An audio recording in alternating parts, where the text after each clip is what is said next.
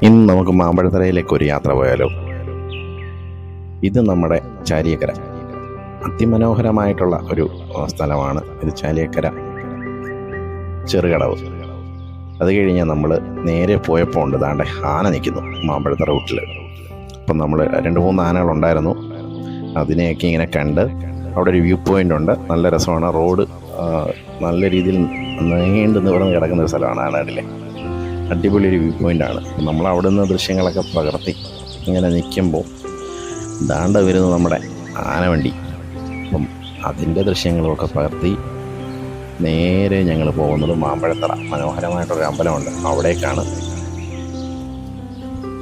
അപ്പം താണ്ട ഞങ്ങൾ മാമ്പഴത്തറ അമ്പലത്തിലെത്തി. അവിടെ വീഡിയോ എടുക്കാൻ അനുവാദമില്ല, അതുകൊണ്ട് വെളിയിൽ നിന്നാണ് വീഡിയോ പകർത്തിയത്. അപ്പം താണ്ടൊരു മയിൽ, അതിനെ കണ്ടു, അതിൻ്റെ കുറച്ച് വീഡിയോ ഒക്കെ എടുത്തു.